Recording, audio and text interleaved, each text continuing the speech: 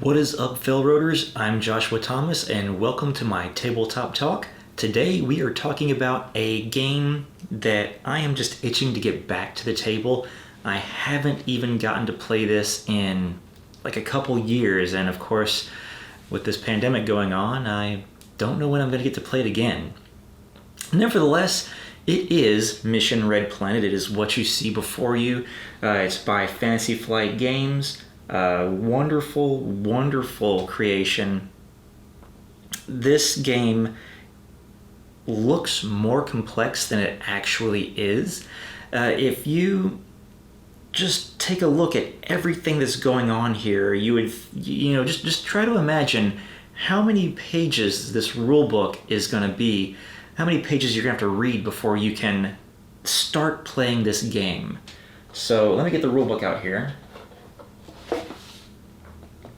Here it is. It's pretty thin. It is 7 pages long, 8 pages if you include the back cover, which is only credits and like a cheat sheet right here. So out of those 8 pages, you really just need to see the setup and then read pages 4 and 5. Oh, just killed some astronauts there. And you're pretty much good to go to start playing the game. It's that simple. Or is it? Let me show you how it works. This is how a game is going to look in the middle of it, with astronauts already on Mars and Phobos, and some on these rocket ships right here.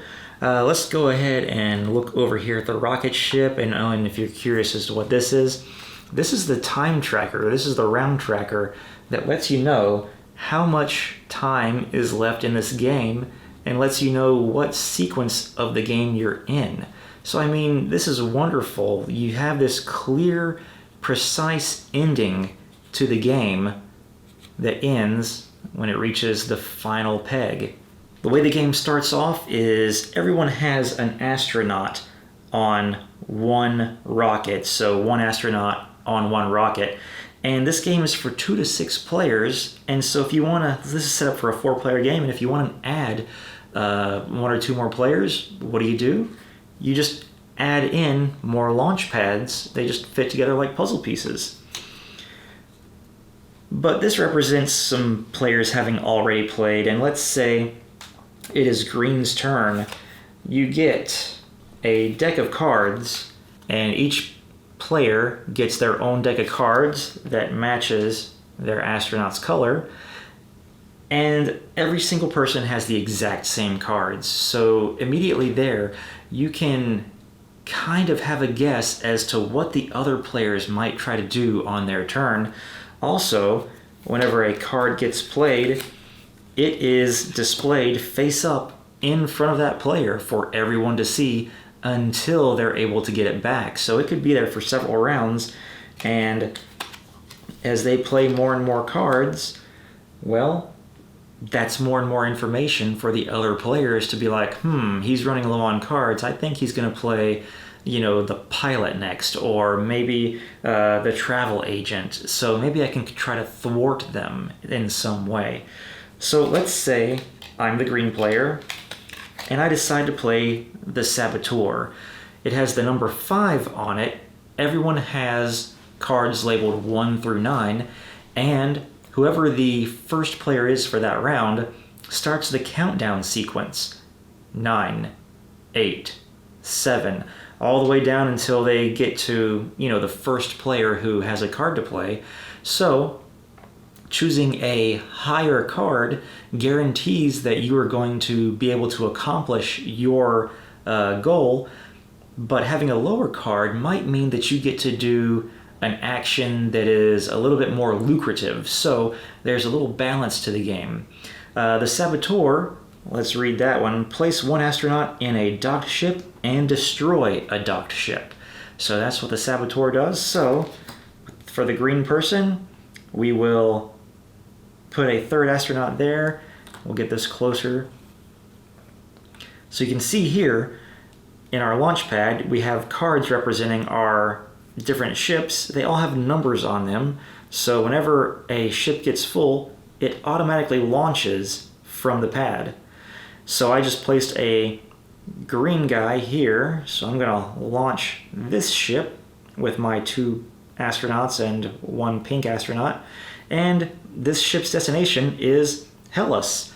Maybe I didn't like that destination. You know what? There's ways to change the destination of a card based on where you want to end up on the red planet or on Phobos. So now, to accomplish the saboteur's objective, I now get to destroy another ship on the launch pad. Looks like this guy right here is going with these other 3 competitors on it. So, yep, gonna destroy that. So we're gonna destroy that. And these 3 astronauts go to the astronaut memorial. Boop. Right over here. Yes, this is the astronauts memorial. And this is where dead astronauts go to be dead. But that doesn't necessarily mean the end for them. You see, when they're on this, they may still have ways of scoring you points or getting back into the game. So, this little cardboard chip here, whose only purpose is to hold dead astronauts, is an interesting addition to the game. So once the round has ended, all successfully launched rocket ships blast off to Mars, and all of the astronauts that were on board land in that area. So we're going to put these astronauts on Hellas, and then this just goes into a discard pile, and then these astronauts go to Phobos, the little moon around the red planet. And then from there, you will keep cards discarded. But you're probably asking, well, what happens when you run out of, say, all of these cards? Maybe you're down to just 2 in your hand, and I've got to take the right one here.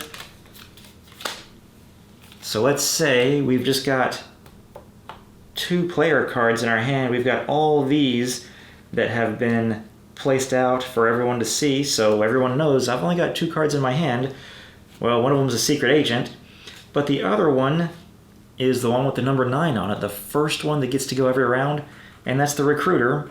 And the recruiter simply places 1 astronaut in a docked ship and returns all character cards to your hand, including itself.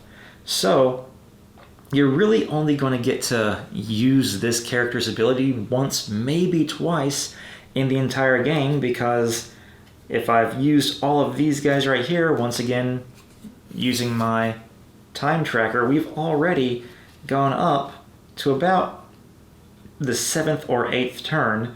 And so if I get all my cards back, I've only got a few more turns in which I can continue to use those cards again. So you've definitely got to be strategic. You've got to think about the situation that you're in. Sorry, those are out of order now, but there they all are. You've got the Saboteur, the Soldier, which allows you to kill, have war on Mars with the astronauts. The Travel Agent allows you to put lots of astronauts on a rocket. The Femme Fatale, what does she do? Place 1 astronaut in a docked ship and in 1 zone or ship where you have at least 1 astronaut. Replace 1 opponent's astronaut with your own astronaut, with one of yours. So she gets to replace an enemy astronaut and put an ally there. The Explorer allows you to make a lot of moves on the red planet. The Scientist allows you to place a couple of astronauts on the rocket, and you can either draw 1 event card or look at a discovery card that is in play. Now, we'll get to that in just a second. We've got the Pilot, which allows you to do a lot of putting astronauts on rocket ships. We've got the Secret Agent, which allows you to place astronauts on rocket ships and launch a ship before it has reached its capacity. And then once again, you saw what the recruiter and the saboteur are capable of doing. Those are all the 9 cards right there. Now we've got discovery cards, and they start off with mission cards, which everyone gets 1 at the beginning of the game. So they'll draw 2, and out of those 2, they'll get to choose 1.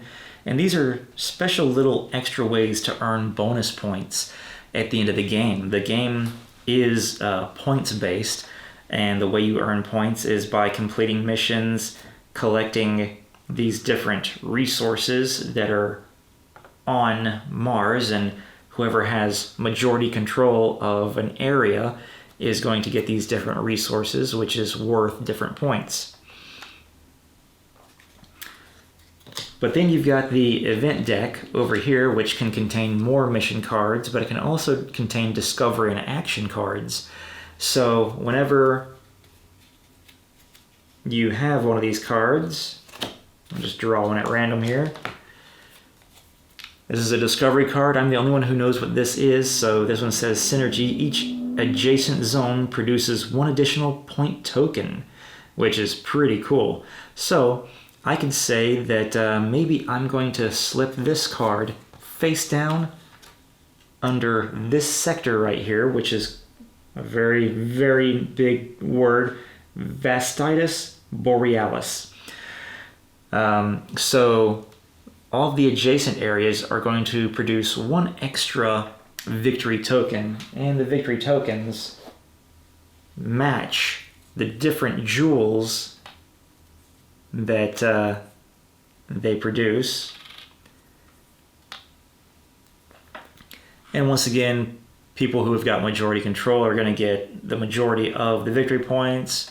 And of course, there are other ways to thwart your opponent and steal, victory from the clutches of defeat, if that's the right way to phrase it. But based on certain time frames, such as this symbol right here lets us know that we are going to score that card once we reach this point in our end game phase. That lets us know when we're going to score those. So Fantasy Flight has created... Oh god, that scared me. The door just opened. Fantasy Flight has created a very, very complex way of playing this area control points gathering game, but with so few rules that you can learn it in a matter of minutes. So when I first played this, number one, we played it at a board game store, and so we got it off the shelf on board game night. We learned the rules rather quickly, and that was one thing that really made us want to play this game to begin with. And when we played it, we just loved it. So yeah, I really like this game. That's why I bought a copy for myself.